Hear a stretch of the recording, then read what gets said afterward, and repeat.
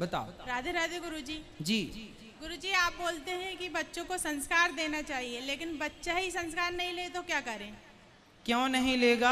आप बोलते हो रोज नहाना चाहिए, चार कुल्ला करना चाहिए, बच्चा कहता है हाईटेक जमाना है, सब पुरानी बातें हैं। हाँ, तो उनसे बोलो शौच भी मत किया करो, हाईटेक जमाना, ऐसी सोया करो, ऐसी रहा करो, काय की जरूरत है, मत किया करो।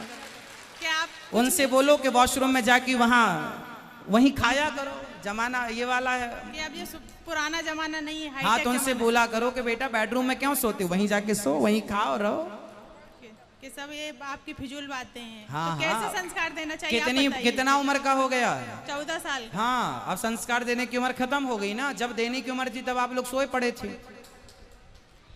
समय पर संस्कार दिए जाएंगे। आपने अपना दूध पिलाया ना बच्चों को, तब तो मना नहीं किया ना कि मैं दूध नहीं पीऊंगा। जब बच्चे को आपने अपना दूध पिलाया तो उसने मना नहीं किया। जब 5 साल का था तब उसने मना नहीं किया। 10 साल का था। बच्चों को 14 साल के पहले पढ़ा दो, फिर वो तुम्हें पढ़ाने लग जाएंगे। और गुरुजी बच्चों के पांव का जूता, जब बाप का जूता बच्चों के पांव में आ जाए, फिर बच्चे को माँ बाप नहीं पढ़ा सकते। तो फिर क्या करना चाहिए आप बताइए। लाओ उनको हमारे पास, बात कराओ, गुस्सा बहुत आता है। बात कराओ, बात कराओ। और गुरुजी घर में जब भी कोई पूजा पाठ होती है तो बहुत ज्यादा गुस्सा आता है, घर में कले कलेश। अब आपने देर कर दी संस्कार देने में, बात कराओ। नहीं कर रहा है। भैया बात कर लो बेटा, क्या नाम है? बात करो बेटा, खड़े हो जाओ, थोड़ी सी बात कर लो। क्या नाम है आपका? प्रीत। प्रीत। हाँ। कितने बार नहाते हो? 2 बार। 2 बार नहाते हो? तो शौच करने के बाद नहाना जरूरी है या नहीं? जरूरी है। तो अभी तो कह रहे थे माँ से जरूरी नहीं है। मांस खाते हो? नहीं। फिर बेटा, आज का जो युग है, ये आज के युग में आप क्या चाहते हैं कि मतलब कोई नहाए ही ना? आजकल के बच्चे 4-4 दिन नहीं नहाते। आप तो नहाते हैं, अच्छा है। आप रोज नहाते हैं? हाँ। सर्दियों में नहाते हैं? हाँ, एक दिन छोड़। एक दिन छोड़ के नहा दें, तो ये अच्छा है। नहीं। हम 12 महीने 2 बार स्नान करते हैं।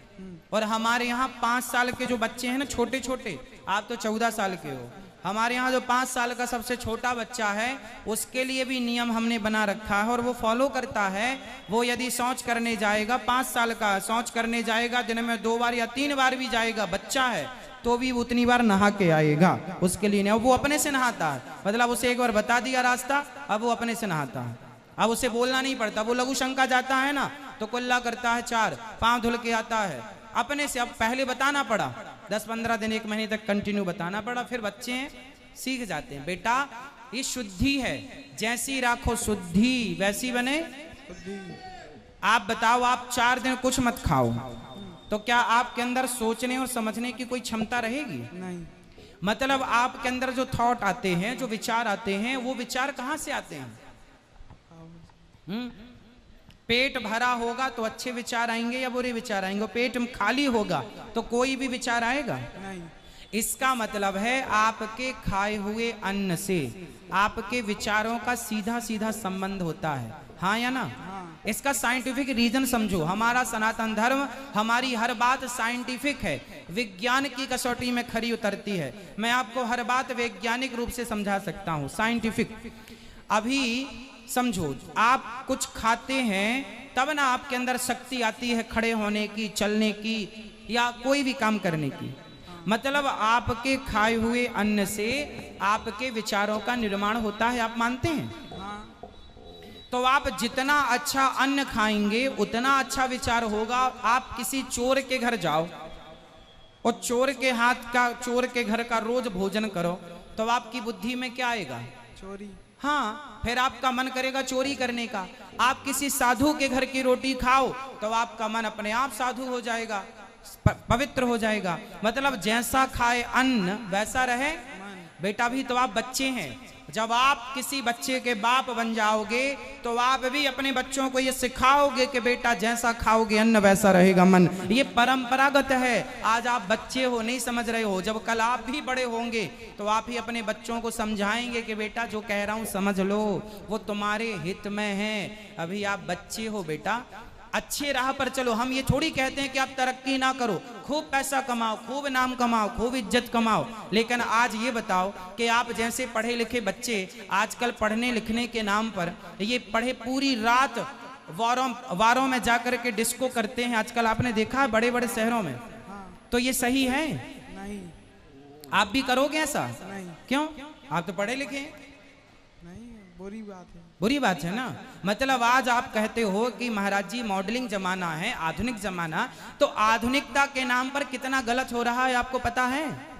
पूरी रात कुछ लड़कियां डिस्को में, पूरी रात लड़के डिस्को में पूरी रात नाचते कूदते हैं, सवेरे इतनी शराब पी लेते हैं कि उन्हें रिक्शा वाला उठा के 4 लोग रिक्शे में डाल करके और घर पहुंचाते हैं। ऐसा है या नहीं? हाँ। तो बताओ ये सही है? गलत है। फिर इसलिए बेटा आज का जो युग है, पैसा कमाओ, नाम कमाओ, इज्जत कमाओ, सब सही है, पर जमाना वही अच्छा है। सोच तो देखो, जमाना आधुनिक अच्छा है, लेकिन हमारे विचार तो पुराने ही अच्छे हैं ना। अब नए विचार तो ये हैं कि कम कपड़े पहन के घूमो, कम नए विचार तो ये हैं कि आप शराब पी रहे हैं। आप मतलब और लोग, आपको नहीं बोल रहे हैं, आपकी उम्र के लड़के शराब पी रहे हैं कि नहीं? हाँ, पी रहे हैं। आप पीते हो शराब? नहीं। क्यों नहीं पीते? बुरी बात है। तो आपकी उम्र के लड़के पीते हैं तो फिर वो कहेंगे वाह हम तो पढ़े लिखे हैं, आज के यूथ हैं, आज के युग में पी रहे हैं। फिर आप क्या कहोगे उनको?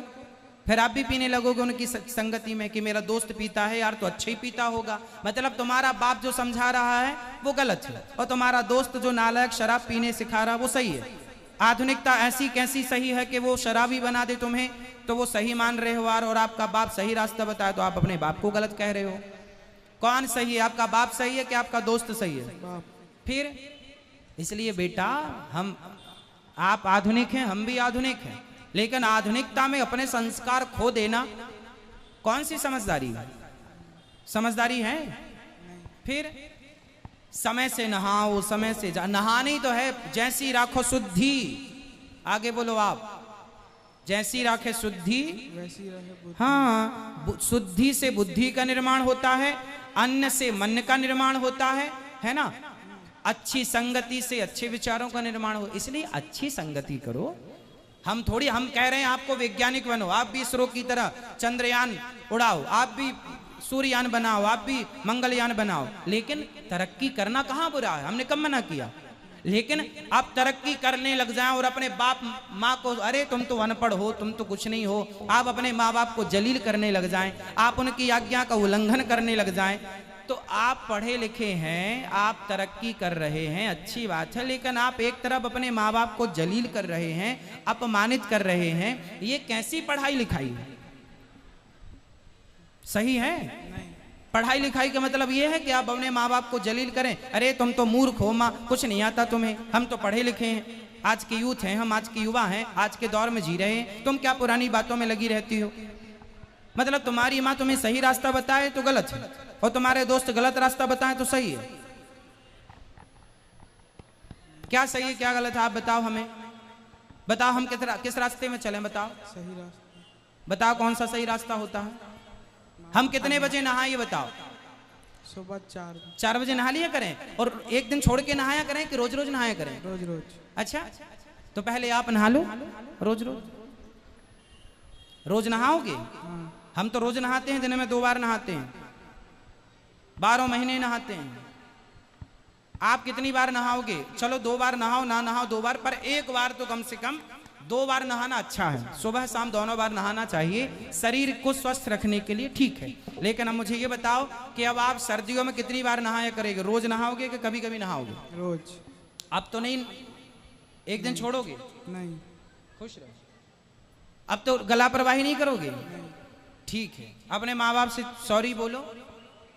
सॉरी। अच्छे से बेटा, माँ बाप की आज्ञा माननी चाहिए। माँ बाप भगवान की तरह आपको पालने पोसने में कितना मेहनत कर, जब आप बाप बनोगे ना तब पता लगेगा कि माँ बाप का त्याग, माँ बाप का बलिदान क्या होता है। ये बच्चों को तब समझ में आएगी जब वो खुद बाप, लेकिन जब समझ में आएगी तब तक देर हो जाती है। एक बाप बनना कितना कठिन है साहब, कितनी बड़ी जिम्मेदारी उठाना पड़ती है एक बाप को। माँ बनना कितना, पेट फड़वाए बैठी है तुम्हारी माँ, कितना दर्द होता है। मर्द को कभी इस बात का पता ही नहीं चलता, मर्द जन्म लेके मर जाता है, लेकिन स्त्री का दर्द कभी वो अनुभव नहीं कर पाता कि स्त्री का दर्द